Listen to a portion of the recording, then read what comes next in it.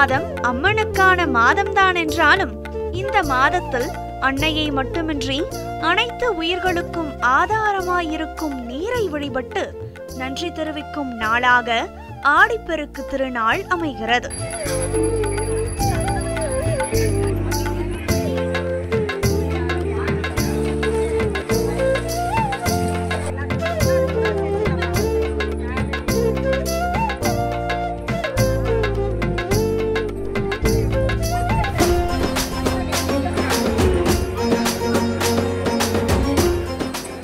ஆடி மாதத்தில் மற்ற அனைத்து விசேஷங்களும் கிழமை, நட்சத்திரம், திதி ஆகியவற்றின் அடிப்படையில் சிறப்புடையதாக கொண்டாடப்படும். ஆனால் நாட்களின் எண்ணிக்கையின் அடிப்படையில் கொண்டாடப்படும் ஒரே திருநாள் ஆடிப்பெருக்கு மட்டும்தான்.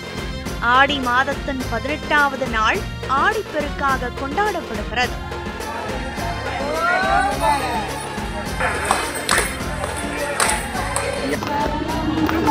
ஜெய ஜெய தேவி ஜெய ஜெய தேவி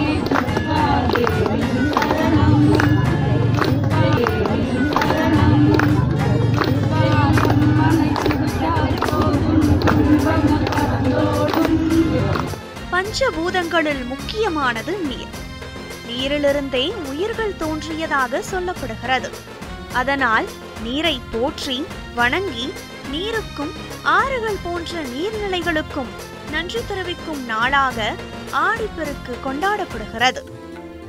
பெரும்பாலான ஆறுகள் ஆடிப்பெருக்கின் போது பொங்கி பெருக்கெடுத்து வருவது வழக்கம். அதனால் இந்த நாளில் எதை துவங்கினாலும் அது பல மடங்காக பெருகி நமக்கு நன்மையை தரும் என்பது நம்பிக்கை.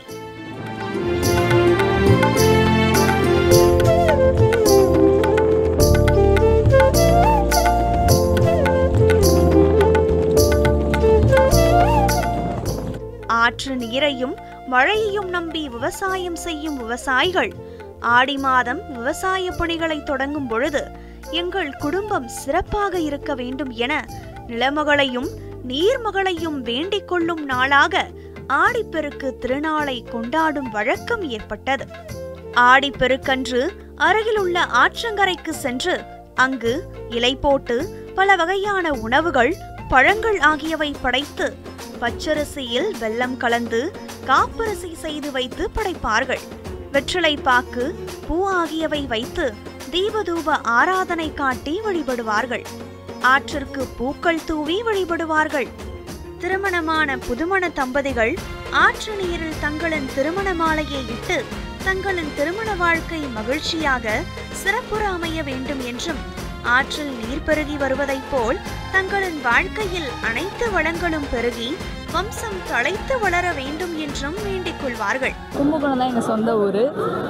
மேரேஜ் ஆகி 8 months ஆகுது. இதுதான் ஃபர்ஸ்ட் டைம் ஆடிப்பெருக்கு காவேரியாருக்கு வந்திருக்கோம்.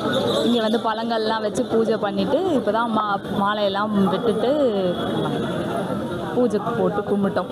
காவேரிக்கு வந்து இலை போட்டு வெத்தலை பாக்கு பழம்லாம் வச்சு மஞ்சள் பிள்ளையார் பிடிச்சி வச்சு காப்பரிசி கலந்து வச்சு மஞ்சள் கயிறு வச்சு காவேரி தாய்க்கு படைச்சிருக்கோம். எல்லாருக்காகவும் நல்லபடியாக இருக்கணும்னு சொல்லிட்டு வேண்டியிருக்கோம்.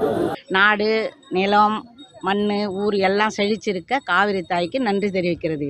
வருஷம் ஆற்றுக்கு வந்து மஞ்சள் கயிறு, பழம், நாவப்பழம், பேரிக்காய் எல்லாம் முக்கணியை வச்சு காவேரி தவையை வணங்கிட்டு எல்லாம் பெருகணும்னு மனசார வேண்டிக்குவோம். எல்லோரும் அவங்கவுங்க தாலி கயிறு மாற்றிக்கலாம், கயிறு கட்டிக்கும். புதுசாக புதுமதி தம்பதிங்க வருவாங்க. வந்து ஆற்றுல கல்யாண மாலை விட்டுட்டு தாலி கொத்து போட்டு. திருமணமான பெண்கள் மூத்த சுமங்கலிகள் கைகளால் தாலிச்சரடு மாற்றி அவர்களிடம் ஆசை பெற்றுக் கொள்வார்கள். ஆடிப்பெருக்கில் தாலிக்கயிறு மாற்றிக்கொண்டால் தீர்க்க சுமங்கலியாய் இருக்கலாம் என்பது நம்பிக்கை.